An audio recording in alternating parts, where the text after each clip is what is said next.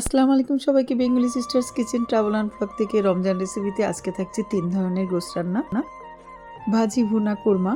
কিভাবে করলাম দেখাচ্ছি, তাহলে দেখুন আপনারা আর বানিয়ে ফেলুন আমার মতো।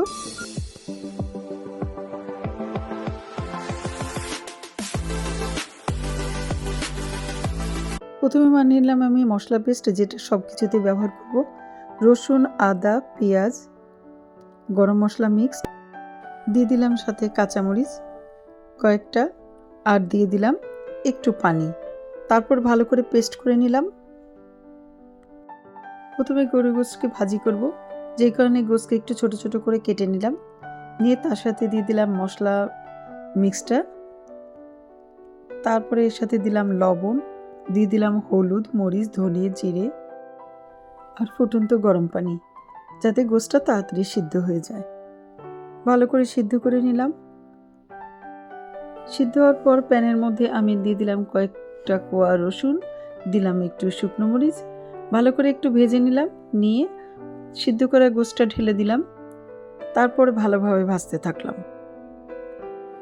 ভাজতে ভাজতে যখন পানিটা একটু শুকিয়ে আসলো, তার মধ্যে আমি দিয়ে দিলাম পেঁয়াজ কুচি।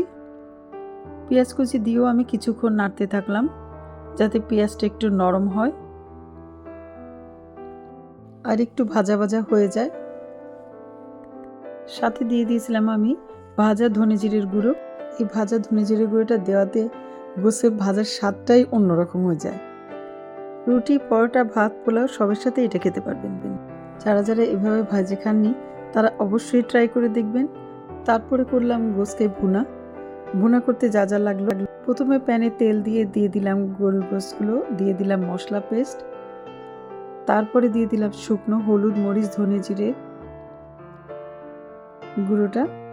তারপরে ভালো করে কষিয়ে নিলাম। 2 বার করে আমি পানি দিয়ে কষিয়ে নিয়েছিলাম। তারপরে ভাজা ধনে জিরে গুঁড়ো দিয়ে নামিয়ে ফেললাম। এটাও বেশ মজা হয়েছিল। সহজেই বানানো হয়ে যায়, কিন্তু খেতে বেশ মজা এভাবে ভুনা করলে। তারপরে করলাম ইজিভাবে বিফ কোরমা।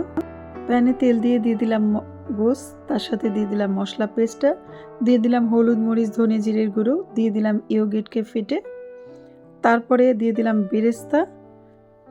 তারপরে ছিল নাড়ানাড়ির পালা। ভালো করে নেড়ে নিলাম। সাথে দিয়ে দিলাম কিশমিশ, বাদাম আর তেজপাতা। তারপর আরেকটু নেড়ে দিয়ে দিলাম নর্মাল দুধ। ফুল মিল্ক আমি ইউজ করেছিলাম, আপনারা চাইলে যে কোনো দুধই দিতে পারেন। তারপরে নেড়ে কিছুক্ষণ ওয়েট করলাম গোশতটা নরম হওয়া পর্যন্ত।